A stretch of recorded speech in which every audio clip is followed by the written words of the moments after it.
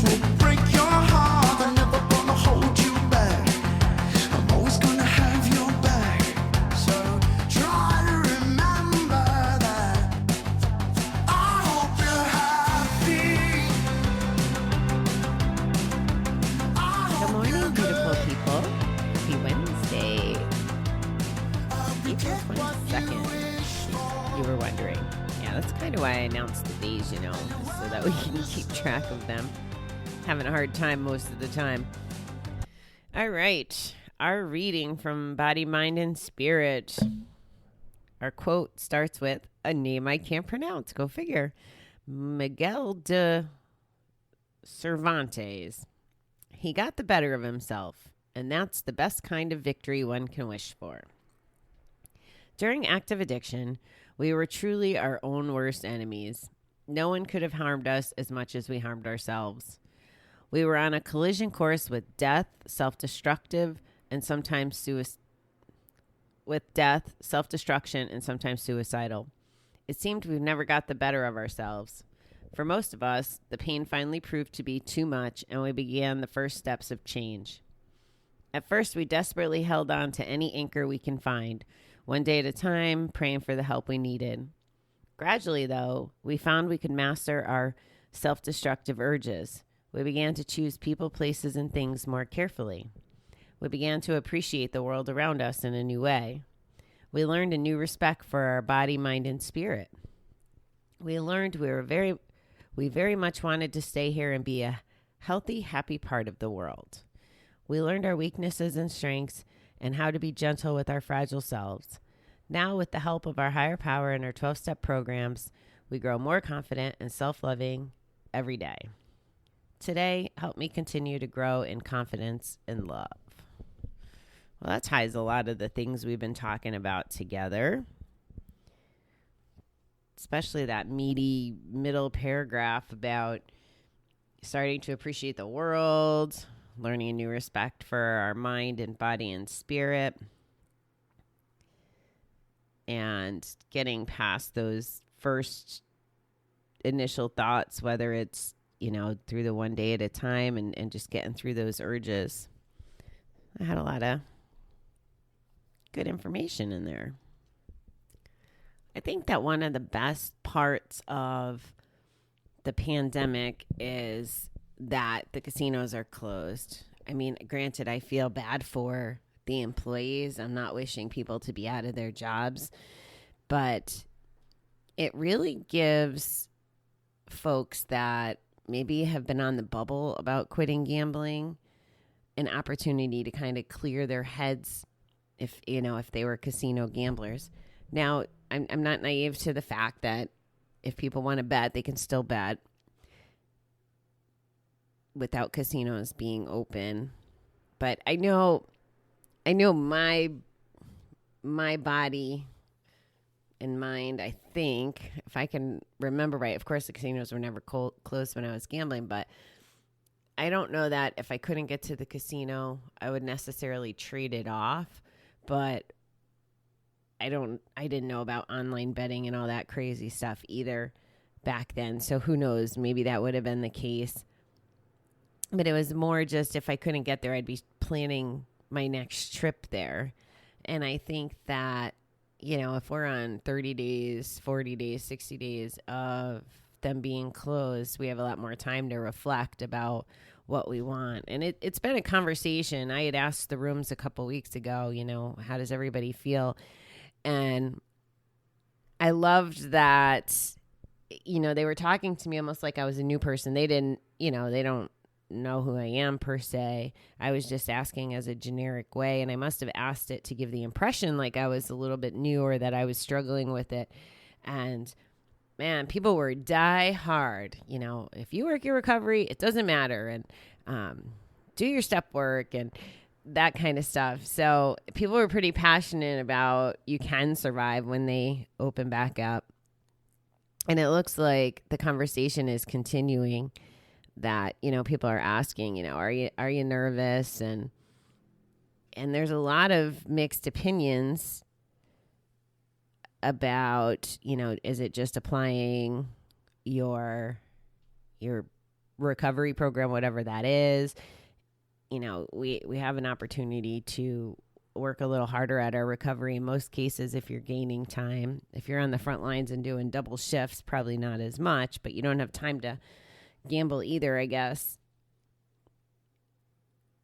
There's also the school of thought of signing off, which I don't think we really talked about in any great detail, but you can do paperwork with the casino to exclude yourself, and if you get caught, the penalties could be as severe as getting arrested. And it also, one of the ways to get caught is by trying to cash in a ticket or go to the window and ask for a cash advance. So as a deterrent when you sign off. Now, I won't tell you that I don't know if people who go in and play small bets and ride the wave, I guess it's just as much of the thrill, or it's how sick the addiction is. It really, I wish I could get normal people to understand. I hate using that word. It's a bad word. People who don't have gambling addiction, I wish they could understand that almost zombie, the motions when your car drives on autopilot or your body goes to the ATM card on autopilot, how you just don't even know that it's money or time or anything when you're in the gambling zone. It's absolutely ridiculous how, like for me, I drink a lot of water during the day and I'm probably up once an hour to go pee. But at the casino, I could sit there for hours without peeing. Of course, I'm not drinking, so I'm dehydrated. Anyway, so it's just something to think about. How will we handle it when the casinos open back up? Will it be like a big relief? Like, okay, yay, I can finally go back if we're still active and our brain hasn't had enough time to calm down? Or will it be oh shit, because I think it's going to be a struggle for me and I might be tempted to go? Or is it going to be irrelevant? I hope it's irrelevant. I hope that folks have gotten to spend some time really looking within and it not being an issue. I'm on the, I don't know if this is, I'm not overly confident. I need to start it with that. But, living in front of a casino, it has become irrelevant. It's just part of the landscape when I walk to work or go out to my car, because I can see it, pretty much all the time, unless I'm in this room talking to you. And it's okay. It doesn't bother me. It doesn't create cravings or whatever, but I feel like I've built up my suit of armor too. And again, not being complacent or overconfident about it. I can't even fathom, because I clearly know what would happen. If I went in once, I'd be back in another craze like in 2016. But why would I want to give up so many things to go back? So as long as I keep that top of mind, it stays irrelevant. This is a good life I'm living. I'm doing the best I can. I have a good job. I'm happy to be trying to serve and give back in the gambling community and educate people. I have some very big dreams around that, I'm fortunate to kind of have a why. I don't know on my hows yet, but I know that they'll come because I have, the optimism and the faith that it's going to all work out. So I wouldn't want to give up that place. I don't remember having this much calm ever when I was gambling. Not ever. And it's probably because I was consistently lying, sneaking, whatever I needed to do to bed. At work, I wasn't at work because I wanted to do a good job. I was at work because I needed money to gamble or, to fix the problems. So, and some of that comes with the, the internal work of just the journey and the healing. So, yeah, that's my 2 cents so far on the casinos opening back up. I hope that you guys have a good Wednesday. I am going to give a shout out for drinking your water again. Got to keep this stuff top of mind. It's so easy to slip if we're not in the habits. I know I'm trying to get in a lot of new routines while I'm home, and hopefully they'll stick when I get back to the hustle and bustle of normal work. Maybe it's I don't get out for a bike ride every morning, but maybe I am, back to walking to work pretty easily and that kind of stuff. 'Cause it's so easy to talk yourself out of doing the good things. I don't know if you experience that, but I do. I know I'm still waking up I was thinking about coffee this morning, I was thinking about a cigarette, and it's no different than gambling, really. I had to be like, okay, well, if you have a coffee, it might knock you out of ketosis because I like a whole shit ton of cream. Is it worth it after, the last 4 or 5 days or however long? Again, I lose track of time. But after putting all the effort into getting back in ketosis, and then if I have the coffee, I'm going to definitely want to smoke.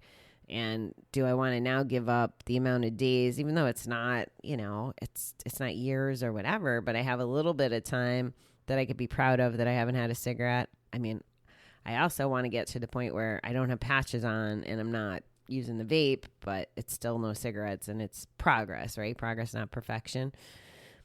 So, the urges come, and some of doing this now is deliberate because I don't suffer from gambling urges a whole lot anymore.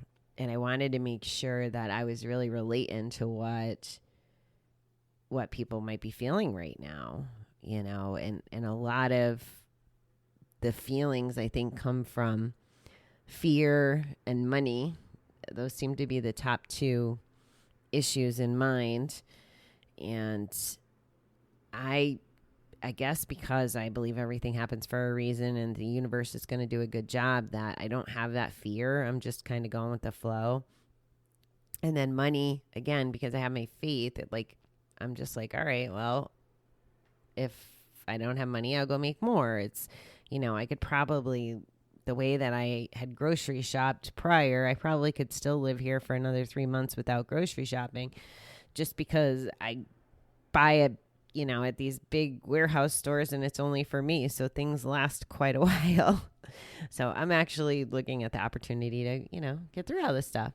But anyway, so those 2 things aren't obstacles for me. So I don't know how relatable I can be in some cases. And it's important that I understand, where people are coming from, so that hopefully I'm talking about the right things and, serving you the right way. Because that's what I want to do.